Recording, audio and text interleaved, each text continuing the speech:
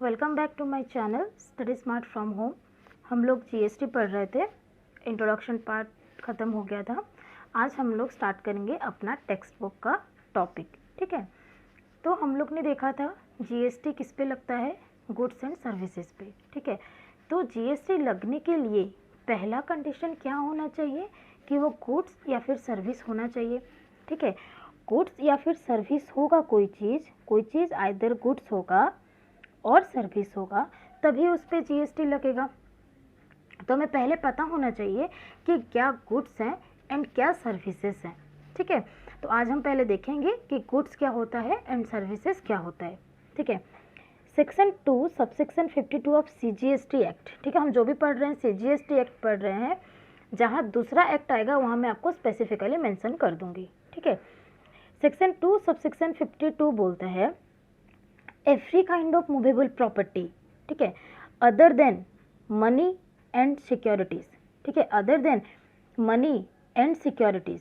ठीक है, other than money and securities, कोई भी मूवेबल प्रॉपर्टी हो, every kind of movable property. ठीक है, कोई भी मूवेबल प्रॉपर्टी हो उसको हम गुड्स बोलेंगे।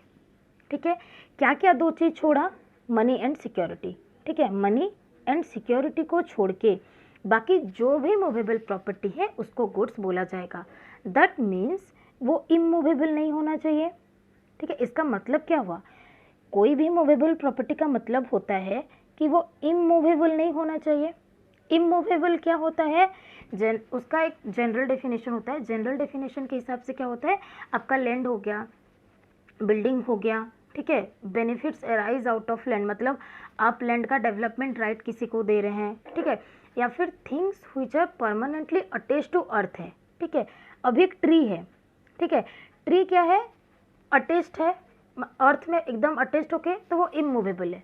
ठीक है, उसको हम कट करके जब बेचेंगे तब वो मूवेबल हो सकता है, लेकिन अगर ट्री है अर्थ में वो अटैच्ड होके है तो वो इमूवेबल है। ठीक है, लाइक दैट एक है आपका टेलीकम्युनिकेशन टावर, लिफ्ट हो गया। ठीक है, जब लिफ्ट हम खरीद के लाते हैं, इंस्टॉल करते हैं, तब वो गुड्स है, नो डाउट गुड्स है।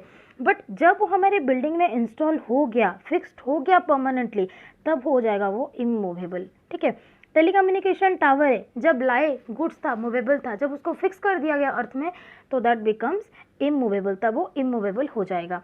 अभी एक बिल्डिंग ट्रांसफ़र कर रहे हो, आप किसी को सेल कर रहे हो, बिल्डिंग में ऑलरेडी लिफ्ट लगा हुआ है, तो आप ये नहीं बोल सकते कि नहीं बिल्डिंग इमूवेबल है, लिफ्ट मूवेबल है। लिफ्ट क्योंकि उसमें फिक्स्ड है परमानेंटली, तो उसे हम इमूवेबल बोलेंगे। ठीक है, दैट मीन्स ये सब चीज़ गुड्स नहीं है। ठीक है, वो सर्विस है या नहीं बात का बात है। ठीक है, वो हम सर्विस के डेफिनेशन में पढ़ेंगे, बट ये गुड्स नहीं है। ठीक है, तो गुड्स क्या नहीं है, कुछ भी इमूवेबल प्रॉपर्टी आया तो वो गुड्स नहीं है। बाकी उसको छोड़ के जो भी मूवेबल होगा, कोई भी चीज़ अगर मूवेबल है तो वो गुड्स है। पेन मूवेबल है, गुड्स है। मोबाइल मूवेबल है, गुड्स है। जो भी चीज़ मूवेबल है वो गुड्स है, other than money and securities. लेकिन मनी एंड सिक्योरिटीज़ को हम गुड्स नहीं बोलेंगे। मनी एंड सिक्योरिटी को हम क्यों गुड्स नहीं बोलेंगे, बिकॉज मैंने आपको कुछ बेचा, आपने मुझे पैसा दिया। अगर मनी गुड्स होगा, आप क्या बोलोगे, मैं भी तो आपको गुड्स दे रही हूँ, दो, सप्लाई है, कंसिडरेशन दो, गुड्स है, सप्लाई हो जाएगा, आप जीएसटी चार्ज करोगे मेरे पे पैसा देके। ठीक है, मनी को इसीलिए एक्सक्लूड किया गया है। ठीक है, मनी क्या होता है, बेसिकली आपका चेक हो गया, प्रोमिसरी नोट हो गया, बिल्स ऑफ एक्सचेंज हो गया, foreign currency, Indian legal tender, ये सब चीज़ मनी है, और मनी को हम गुड्स के डेफिनेशन से बाहर कर देते हैं। और एक होता है सिक्योरिटीज़। सिक्योरिटी क्या होता है फ्रेंड्स, शेयर, बॉन्ड, डिवेंचर्स, ये सब भी गुड्स नहीं है। But includes actionable claim, growing crops, grass, things attached to or forming part of the land which are agreed to be severed before supply। ये जो मैं बोल रही थी, ट्री है, ट्री पेड़ में अर्थ में फिक्स्ड है, पेड़ अर्थ में फिक्स्ड है, इमूवेबल प्रॉपर्टी। लेकिन अगर सप्लाई करने से पहले अग्रीमेंट करते हैं कि हाँ हम उसको कट करके बेचेंगे, कट करके बेचे या फिर बेचेंगे बोला जाता है, देन उसको हम गुड्स मानेंगे। ग्रास से, क्रॉप से, अर्थ में अटैच्ड होके इमूवेबल, अगर बेचने से पहले काटेंगे, उसको अलग कर देंगे अर्थ से, दैट बिकम्स मूवेबल एंड हम उसको फिर गुड्स बोलेंगे। एक्शनेबल क्लेम क्या है, एक्शनेबल क्लेम क्या है, कोई भी चीज़ को क्लेम करने के लिए अगर आप कोई एक्शन ले सकते हो तो उसे एक्शनेबल क्लेम बोला जाएगा। Like lottery, gambling, betting.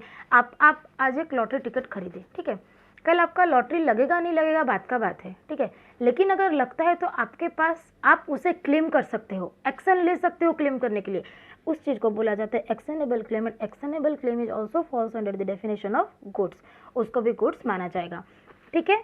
तो गुड्स क्या हुआ फ्रेंड्स, कोई भी चीज़ जो कि मूवेबल होगा other than money and securities but includes आपका एक्शनेबल क्लेम, ग्रोइंग क्रॉप्स और things attach to earth which can be severed before the supply. जिसको हम अलग कर लेंगे सप्लाई से पहले, उसको हम गुड्स बोलेंगे। ओके फ्रेंड्स, नेक्स्ट देखिए सर्विस। सर्विस क्या हुआ, सर्विस का डेफिनेशन है सेक्शन 2 सबसेक्शन 102 में। सर्विस क्या बोला, देखिए सर्विस बोला anything other than goods, money and securities, जो गुड्स नहीं है, गुड्स का डेफिनेशन पढ़ लिए, गुड्स को छोड़ के बाकी जो भी बचा वो सर्विस है, other than money and securities.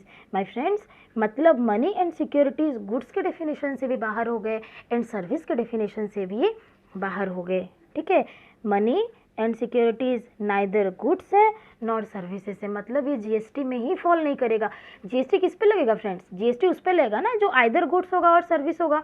लेकिन अगर कोई चीज़ गुड्स ही नहीं है, गुड्स के डेफिनेशन से बाहर निकाल दिया गया, सर्विस के डेफिनेशन से बाहर निकाल दिया गया, दैट मीन्स वो गुड्स भी नहीं है सर्विस भी नहीं है, इस पे जीएसटी नहीं लग सकता क्योंकि गुड्स एंड सर्विस नहीं है ना फ्रेंड्स, तो इस पे नहीं लगेगा। फिर आगे पढ़ते हैं ये सर्विस आगे है या नहीं, बट इंक्लूड्स, क्या इंक्लूड्स करेगा, activities relating to the use of money, ठीक है। मनी गुड्स नहीं है, मनी सर्विस नहीं है, लेकिन अगर आप कोई एक्टिविटी देंगे मनी रिलेटेड, मनी को लेके, उसे हम सर्विस मान लेंगे एंड वो सप्लाई ऑफ सर्विस हो जाएगा और उस पर हम जीएसटी लगा सकते हैं अगर आगे के कंडीशन सेटिस्फाई करेंगे तब, ठीक है। फॉर एग्जाम्पल देखो, मिस्टर एक्स क्या किया, 1 लाख रुपया दिया मिस्टर वाई को, ये क्या हुआ, यूज ऑफ मनी, मनी है, मनी का यूज हुआ, ठीक है, मनी का यूज हुआ। ये क्या होगा, activity relating to use of money, ये बोला गया activity relating to use of money. Mister Y क्या किया, उसको इंटरेस्ट दिया, ठीक है, ये एक एक्टिविटी हुआ, इसको हम सर्विस मानेंगे, ठीक है। अगर कोई एक्टिविटी होगा रिलेटेड टू मनी तो हम उसे सर्विस मानेंगे, मनी गुड्स नहीं है, मनी सर्विस नहीं है, बट अगर उसके रिलेटेड कुछ एक्टिविटी होगा तब हम उसको सर्विस मानेंगे, ठीक है। अगेन क्या है, वन करेंसी टू अनदर, ठीक है, आप बैंक गए, डॉलर दिए, रुपये लिए, ठीक है, तो उसके लिए अगर बैंक कुछ चार्जेस लेता है तो वो भी सर्विस मान लिया जाएगा, ठीक है। आप एक डिनोमिनेशन से दूसरे डिनोमिनेशन में कन्वर्ट करवाए, वन फॉर्म टू अनदर में कन्वर्ट कराए, मतलब चेक दिए, चेक से कैश हो गया, चेक से अकाउंट में ट्रांसफर हुआ, तो इसको बोलेंगे one form to another form. अगर ये सब सर्विसेज दी जाती हैं for which separate consideration is charged, अगर उसके लिए कंसिडरेशन चार्ज किया जा रहा है तभी उसको सर्विस मानेंगे। अभी इसको दिया money, mister X mister Y को दिया 1 लाख रुपया, अगर इसके बदले कुछ नहीं लेता है तो ये सर्विस नहीं होगा फ्रेंड्स, तब वो सर्विस नहीं होगा। लेकिन क्योंकि वो इंटरेस्ट ले रहा है, उसका कंसिडरेशन क्या होगा फ्रेंड्स, उसका कंसिडरेशन है इंटरेस्ट, तब हम उसको सर्विस मान लेंगे, ठीक है। ये ऐसे क्यों किया गया, देखो डिनोमिनेशन है, बैंक के पास अब 2000 का नोट लेके गए, बोले 100 का 20 ठोक दे दीजिए, ठीक है। अगर बैंक उसके लिए सेपरेटली कंसिडरेशन लेता है, चार्ज करता है, बोलेगा 10 रुपया 1% 2% दो, तब वो सर्विस होगा, अदरवाइज उसको सर्विस नहीं माना जाएगा। अभी आप शॉपकीपर के पास जाओगे, बोलोगे 500 का नोट दिए, बोलोगे 50 का 10 ठोक दीजिए, वो देगा, तो क्या वो सेपरेटली कंसिडरेशन चार्ज करता है क्या, नहीं करता ना, तो फिर जीएसटी कहाँ से लगाएगा, उसको सर्विस हम नहीं मानेंगे, ठीक है फ्रेंड्स। समझ में आ गया सर्विस क्या होता है, गुड्स को छोड़ के बाकी जो भी होगा उसे सर्विस मानेंगे। दैट मीन्स जो इमूवेबल प्रॉपर्टी यहाँ गुड्स के डेफिनेशन से आउट हो गया था वो सर्विस में फॉल कर गया ना फ्रेंड्स, क्योंकि गुड्स को छोड़ के, मनी को छोड़ के, सिक्योरिटी को छोड़ के बाकी सब सर्विस में फॉल कर रहे हैं। मतलब आप कोई भी activity related to land, building और इमूवेबल प्रॉपर्टी करोगे तो किस में फॉल करेगा, सर्विस में फॉल करेगा, ठीक है फ्रेंड्स। तो अभी हम लोग का क्लियर हो गया गुड्स क्या होता है एंड सर्विस क्या होता है, ठीक है। Money and securities neither goods हैं नॉर सर्विस हैं, वो जीएसटी में फॉलो ही नहीं करेगा, but activities relating to money अगर उसके लिए आप सेपरेटली कंसिडरेशन चार्ज कर रहे हैं देन वो सर्विस में फॉल कर जाएगा, देन वो सर्विस में फॉल कर जाएगा एंड उस पर जीएसटी भी लगेगा अगर फर्दर कंडीशन सेटिस्फाई होंगे तब। ठीक है, आप लोग ये लिख सकते हैं, अगर आप लोग को लिखना है तो वीडियो पॉज करके लिख लीजिए। ठीक है, देन देखिए एक चीज़ है वो गुड्स भी हो गया, सर्विस भी हो गया, दोनों में से कोई चीज़ हो गया, लेकिन उसके बाद हम उस पर जीएसटी लगा सकते हैं क्या? नहीं लगा सकते। मेरे पास 10 पेन है, मैं उस पर जीएसटी लगा दूंगी क्या? नहीं। Something needs to happen to that goods और सर्विस, कुछ उस गुड्स और सर्विसेज में होना चाहिए। वो क्या होगा? वो जो होगा उसको हम बोलेंगे सप्लाई। ठीक है, तो टैक्स लगने के लिए क्या होना ज़रूरी है, क्या इवेंट का ज़रूरी है? वो है सप्लाई। सप्लाई होना ज़रूरी है and supply is the taxable event for GST. ठीक है, जीएसटी लगाने के लिए सप्लाई होना ज़रूरी है। ठीक है, तो फ्रेंड्स जो सेक्शन 7 है हमारा जीएसटी एक्ट का, वो हमें सप्लाई के बारे में बताता है, स्कोप ऑफ सप्लाई हम अभी वो पढ़ेंगे। ठीक है, तो सप्लाई पढ़ेंगे अभी हम लोग। सप्लाई क्या था? जैसे मैंने आपको फर्स्ट डे पे एग्जांपल दिया था कि मेरे पास अगर 10 पेन है, 10 बॉल है, कुछ भी चीज़ है, अगर मैं उसको अपने पास रखी हूँ तो मुझे टैक्स देने की ज़रूरत नहीं है, उससे मुझे कुछ करना पड़ेगा, सप्लाई करना पड़ेगा, तभी मैं उस पर जीएसटी लगेगा या नहीं लगेगा बात का बात है। ठीक है, तो पहले वो सप्लाई होना ज़रूरी है। ठीक है, तो सेक्शन 7 बात करता है सप्लाई के बारे में। सेक्शन 7 ऑफ जीएसटी एक्ट, इसके 3 पार्ट हैं। Section 7 subsection 1, section 7(1) capital A and section 7 subsection 2। 7(1) क्या बोलता है? सप्लाई क्या है, मतलब कौन से फॉर्म को हम सप्लाई बोलेंगे। ठीक है, एक गुड्स है, गुड्स के साथ आपको कुछ ना कुछ करना है, तो क्या करोगे तो हम उसे सप्लाई बोलेंगे। ठीक है, आप उसे एक्सचेंज करोगे, बार्टर करोगे, आप उसका लाइसेंस दोगे, डिस्पोज करोगे, रेंट पे दोगे, आप क्या करोगे तब हम उसको सप्लाई बोलेंगे। सप्लाई क्या है वो हमको बताएगा सेक्शन 7 सबसेक्शन 1। ठीक है, 7(1) कैपिटल ए क्या बोलेगा? वो सप्लाई ऑफ गुड्स है या फिर सप्लाई ऑफ सर्विस है। ठीक है, सप्लाई तो हो गया, सेक्शन 7 सबसेक्शन 1 हमको बता देगा कि सप्लाई तो हो गया या फिर नहीं हुआ, नहीं हुआ तो खत्म है बात वहाँ, लेकिन अगर हुआ है तो गुड्स का हुआ है या सर्विस का हुआ है। ठीक है, और ये जानना इम्पोर्टेंट क्यों है? बिकॉज अगर कोई चीज़ का गुड्स का सप्लाई होता है तो उस पर गुड्स वाला रेट लगेगा, सर्विस का होता है तो सर्विस वाला रेट लगेगा। ठीक है, for example resto service, restaurant है आपका, आप फूड दे रहे हो, अगर वो सप्लाई ऑफ गुड्स है तो उस पर 18% लग जाएगा, अगर सर्विस है तो 5% लगेगा। इसीलिए जानना ज़रूरी है कि वो सप्लाई ऑफ गुड्स है या सप्लाई ऑफ सर्विस है। ठीक है, एंड सेक्शन 7 सबसेक्शन 2 बोलेगा हमको नेगेटिव लिस्ट बताएगा, मतलब ऐसे कौन सी चीज़ें हैं जो ना तो सप्लाई ऑफ गुड्स हैं और ना ही सप्लाई ऑफ सर्विसेज हैं, मतलब जिसको जीएसटी के सप्लाई के स्कोप से ही बाहर कर दिया गया है, जिस पे जीएसटी नहीं लगेगा। ठीक है, तो पहले आज हम सेक्शन 7 सबसेक्शन 1 पढ़ेंगे। ठीक है, सप्लाई क्या होता है देखिए। Supply includes all forms of supply. ठीक है, ऑल फॉर्म्स ऑफ सप्लाई, कोई भी फॉर्म हो, क्या क्या है? SCPT, LRLD। ठीक है, LRLD आप लोग इसको याद करना, कैसे बताती हूँ। Sale, exchange, barter, transfer, licence, rent, lease and disposal. ठीक है, आप कोई चीज़ को सेल किए, फ्रेंड्स मेरे पास एक आपका कार का बिजनेस है, आपने कार बेचा, 10 लाख रुपया लिया, 10 लाख में बेचा, दैट इज सेल। ठीक है, आपके पास कार है, 10 लाख उसका प्राइस था, 5 लाख लिया एंड एक सेकेंड हैंड ट्रक ले लिया, एक्सचेंज, कुछ गुड्स कुछ मनी। एक कार लिया, बदले में एक ट्रक एक ऑटो दे दिया, बार्टर। ठीक है, तो ऐसे कोई भी फॉर्म होगा तो हम उसे सप्लाई मानेंगे। ये 8 form, sale, exchange, barter, transfer, lease, rental, licence and disposal. ठीक है, इसको हम क्या मानेंगे फ्रेंड्स? इसको हम सप्लाई मानेंगे। All 8 form of supply will be considered as supply. Plus supply होना चाहिए, प्लस क्या होना चाहिए? कंसिडरेशन होना चाहिए। ठीक है, बदले में कुछ मिलना चाहिए। It may be in case और मे बी इन काइंड और बोथ, लेकिन मिलना चाहिए, कंसिडरेशन होना चाहिए। थर्ड चीज क्या बोला? इन the course or furtherance of business होना चाहिए। ठीक है, आप अपने बिजनेस के लिए, बिजनेस के ड्यूरिंग में या फिर फर्दरेंस ऑफ बिजनेस क्या है? इसका आप एक्सपांसन कर रहे हो, इसका आप ग्रोथ कर रहे हो। ठीक है, इसके एडवांसमेंट के लिए अगर आप खर्चा कर रहे हो, कोई एक्टिविटी कर रहे हो, तो उसको भी हम सप्लाई मानेंगे। ये 3 कंडीशन फ्रेंड सेटिस्फाई करना चाहिए, तभी हम उसको सप्लाई मानेंगे। क्या होना चाहिए? सेल, एक्सचेंज, बार्टर, ट्रांसफर, इसमें से कोई भी फॉर्म होगा तो चलेगा, लेकिन कंसिडरेशन ज़रूरी है एंड वो इन the course or furtherance of business होना चाहिए। ठीक है, हमारे बिजनेस के लिए होना चाहिए, तभी हम उसको सप्लाई मानेंगे। लेकिन कुछ एक्सेप्शन है।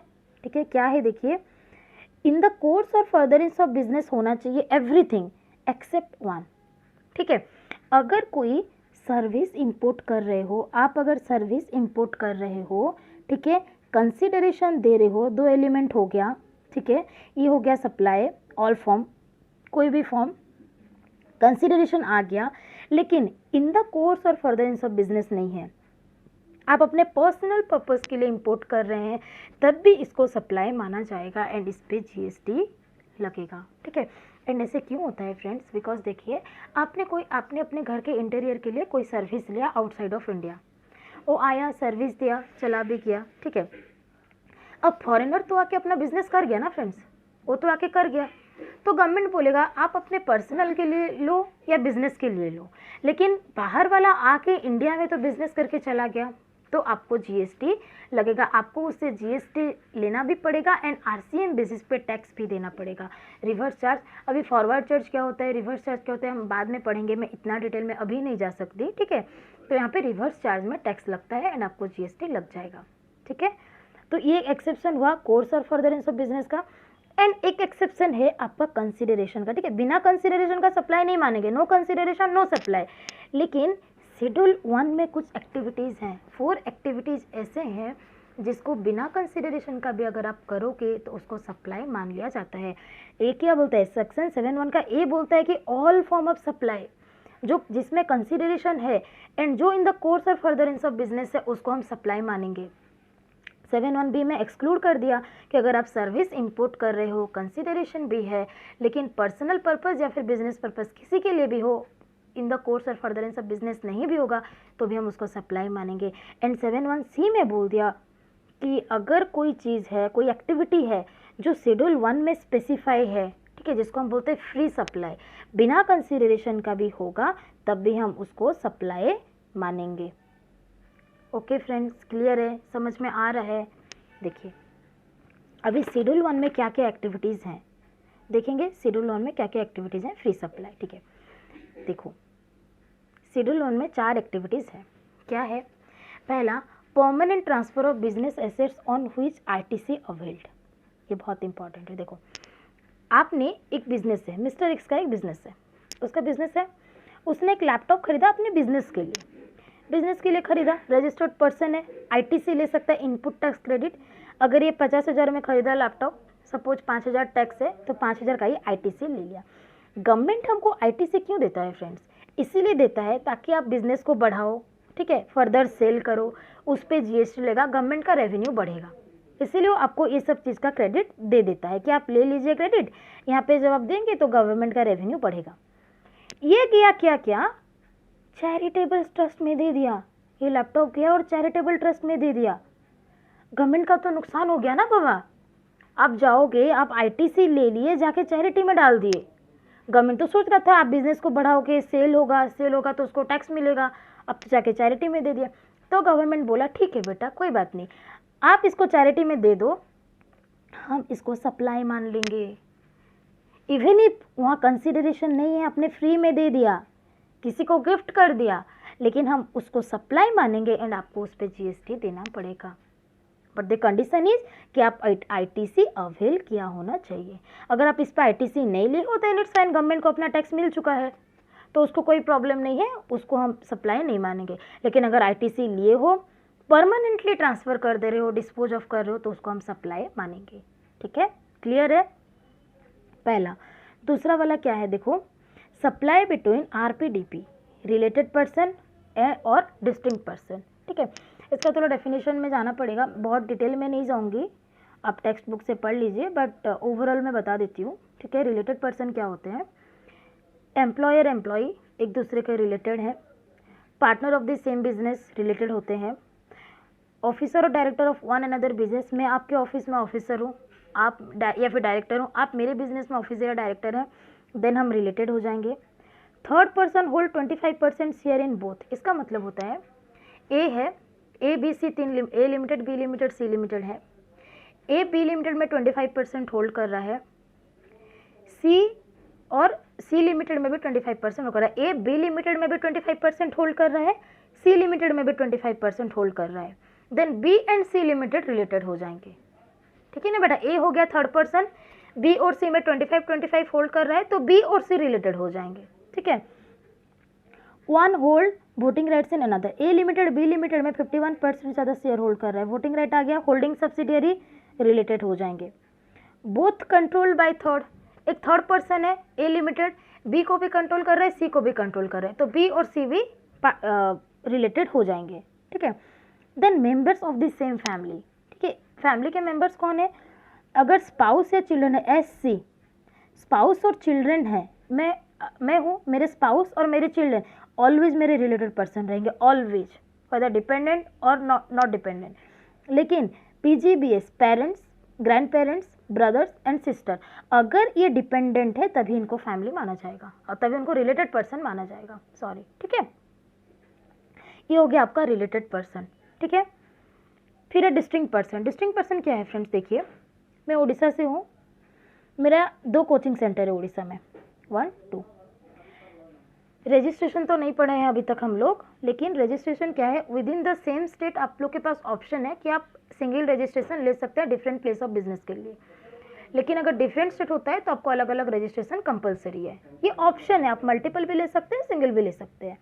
अगर आप इसके लिए दोनों के लिए अलग अलग रजिस्ट्रेशन लेते हैं तो इनको बोला जाएगा डिस्टिंक्ट पर्सन, अलग अलग पर्सन इनको माना जाएगा अंडर द सेम पेन, ठीक है। पेन बेस्ड रजिस्ट्रेशन होता है, ये दोनों को माना जाएगा डिस्टिंक्ट पर्सन। अगर एक ही रजिस्ट्रेशन हुआ तो तब नहीं है, तब ये सिंगल पर्सन है, ठीक है। मेरा एक कोचिंग सेंटर है कोलकाता में, एक है उड़ीसा में, दोनों के लिए डिफरेंट रजिस्ट्रेशन लेना पड़ेगा, दोनों हो जाएंगे मेरे डिस्टिंक्ट पर्सन, ठीक है। तो अब शेड्यूल 1 क्या बोलता है, अगर सप्लाई होता है between home, between related party ये लोग के बीच, या फिर डिस्टिंक्ट पर्सन ये लोग के बीच, इसके बीच, मेरे एक कोचिंग सेंटर से दूसरे कोचिंग सेंटर, एक कोचिंग सेंटर से दूसरे कोचिंग सेंटर, या फिर एक पार्टनर दूसरे पार्टनर को दिया, ठीक है, एम्प्लॉयर एम्प्लॉई को दिया, ठीक है, बाप अपने बेटे को दिया, ठीक है, स्पाउस एंड चिल्ड्रन, ठीक है, अपने parents, grand parents, brother sister अगर वो डिपेंडेंट है उनको कुछ दिया, उनको कुछ सप्लाई किया, इन अगर बिना कंसिडरेंस के फ्री में भी करोगे तब हम उसको सप्लाई मानेंगे, but of course in the course or furtherance of business, in the course or furtherance of business होना चाहिए फ्रेंड्स। इसका मतलब क्या है, अगर सपोज मेरे पापा का सपोज मोबाइल दुकान है, ठीक है, मोबाइल का शॉप है, अगर वो मेरे को फ्री में देते हैं तब वो सप्लाई में फॉल कर जाएगा क्योंकि हम रिलेटेड पर्सन है, ठीक है। Children is always related for parents, ठीक है। तो एक तो रिलेटेड पर्सन हो गए, फ्री में सप्लाई हुआ तो उसको सप्लाई मान लेंगे। लेकिन अगर मेरे पापा जाते हैं किसी और के शॉप से मोबाइल खरीद के मेरे को ला के देते हैं तब नहीं होगा, क्यों? इन the course or furtherance of business नहीं है बेटा, उनका बिजनेस नहीं है वो, ठीक है। अगर बिजनेस है, इन द कोर्स और business, in the course or furtherance of business है, ठीक है, फ्री सप्लाई हुआ, इनके बीच हुआ, तब हम उसको क्या बोलेंगे, सप्लाई बोलेंगे, फ्री सप्लाई माना जाएगा, ठीक है।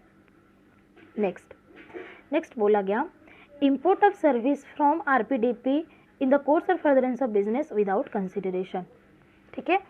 आपका कोई आउटसाइडर है, ठीक है, मतलब आपका डिस्टिंक्ट पर्सन है या फिर रिलेटेड पर्सन है, आपका ओन एस्टेब्लिशमेंट आउटसाइड इंडिया है, फॉरेन में, इंडिया से बाहर है, आपका कोई यूनिट, कोई एस्टेब्लिशमेंट, रिलेटेड पर्सन बाहर है, आप उनसे कोई भी सर्विस ले रहे हो इन the course or furtherance of business, business के लिए ही कोई सर्विस ले रहे हो लेकिन कंसिडरेशन नहीं दे रहे हो, देन उसको बोला जाएगा इंपोर्ट ऑफ सर्विस माना जाएगा एंड उसको सप्लाई भी माना जाएगा। And the last one is supply between principles and agent and vice versa. बहुत इंपॉर्टेंट है फ्रेंड्स, प्रिंसिपल अगर एजेंट को कुछ सप्लाई करता है या फिर एजेंट प्रिंसिपल को कुछ सप्लाई करता है तो उसको भी हम, वो कंसिडरेशन अगर नहीं रहेगा तो उसको भी हम सप्लाई मानेंगे। लेकिन इसमें थोड़ा सा ट्विस्ट है, आइए उसको क्लियर करते हैं, ठीक है। इनवॉइस का लोचा है सारा, बताती हूँ मैं आपको।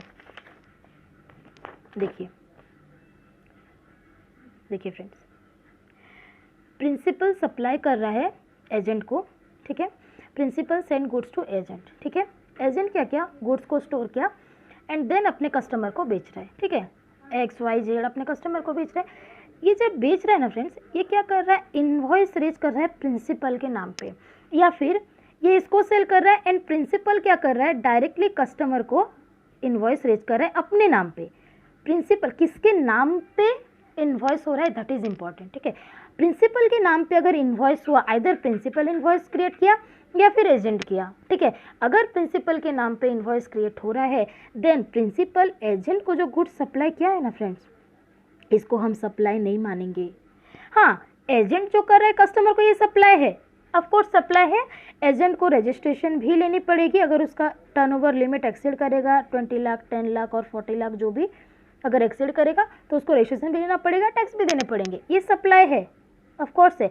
लेकिन यहाँ तो कंसिडरेशन है ना फ्रेंड्स, यहाँ पे कंसिडरेशन नहीं है, ये बस इसको बेचा है, तो विदाउट कंसिडरेशन इसको हम सप्लाई मानेंगे क्या, नहीं मानेंगे अगर इनवॉइस प्रिंसिपल के नाम पे है। लेकिन सेकंड केस देखिए, प्रिंसिपल गुड्स भेज रहा है एजेंट को, ठीक है, एंड इनवॉइस इशू कर दिया, एंड फर्दर एजेंट जब सप्लाई किया ना, वो अपने नाम पे इनवॉइस रेज किया, अपने नाम पे रेज किया। इस केस में ये तो सप्लाई है ही फ्रेंड्स, पहले भी था, इसको भी सप्लाई मान लिया जाएगा। प्रिंसिपल से एजेंट जो गया है ना, इसको भी सप्लाई मान लिया जाएगा, ठीक है। लेकिन ये जब इनवॉइस इशू करेगा, कौन से वैल्यू पे करेगा, थोड़ा सोचिए। बिकॉज एजेंट बेचेगा, ठीक है, अपना कमीशन, रेंट, वेयर हाउस का सब काटेगा, देन इसको पेमेंट देगा, सब कुछ काट के, तो हम वैल्यू क्या लेंगे, ठीक है। इसके लिए फ्रेंड्स हमको वैल्यूएशन रूल्स पढ़ने पड़ेंगे। ये वैल्यूएशन रूल 29 में प्रिंसिपल एंड एजेंट के लिए स्पेसिफिकली दिया गया है, कैसे कैलकुलेशन होगा, ठीक है, वो हम बाद में पढ़ेंगे। अभी ये जानिए कि इसको सप्लाई मानेंगे, तो आपको पता चला ना, विदाउट कंसिडरेशन कौन से केस को सप्लाई माना जा रहा है। शेड्यूल हमने वही पढ़ रहे हैं ना फ्रेंड्स, फ्री सप्लाई, बिना कंसिडरेशन में principal agent, agent to principal आएगा तो किसको सप्लाई मानेंगे, इसको सप्लाई नहीं मानेंगे, इसको नहीं मानेंगे क्योंकि इनवॉइस प्रिंसिपल के नाम पे है। लेकिन इसको सप्लाई मानेंगे क्योंकि इनवॉइस एजेंट अपने नाम पे यहाँ पे काट रहा है, ठीक है। Who issue the invoice in whose name is important. अगर इनवॉइस प्रिंसिपल के नाम पे है तो सप्लाई नहीं होगा, अगर इनवॉइस एजेंट के नाम पे है तो अंडर शेड्यूल हम उसको सप्लाई मानेंगे। सेम केस वाइस वर्सा, ठीक है। एजेंट दे रहा है प्रिंसिपल को, प्रिंसिपल बोला क्या एजेंट को, ठीक है, कि मुझे कुछ गुड्स चाहिए, प्रोक्योर करना है कुछ गुड्स, और डिफरेंट सप्लायर के पास गया, सप्लायर गुड्स दिया। अगर सप्लायर डायरेक्टली प्रिंसिपल के नाम पे इनवॉइस इशू कर देता है, ठीक है, तो उसको सप्लाई नहीं मानेंगे, ये दोनों के बीच सप्लाई नहीं होगा, ये only act as a procurement agent, ठीक है। लेकिन अगर सप्लायर क्या किया, एजेंट के नाम पे इनवॉइस दिया एंड एजेंट फिर से प्रिंसिपल के नाम पे अगर इनवॉइस इशू किया, देन हम इसको सप्लाई मानेंगे अंडर शेड्यूल 1, सप्लाई मानेंगे, बिना कंसिडरेशन के भी इसको सप्लाई माना जाएगा एंड इस पे GST लगेगा। क्लियर है फ्रेंड्स, ठीक है। आप लोग इसको रिवाइज कीजिए, कल हम लोग फर्दर पढ़ेंगे, आपका सेक्शन 1A पढ़ेंगे कैपिटल A एंड सेक्शन 7 2 पढ़ेंगे, ठीक है।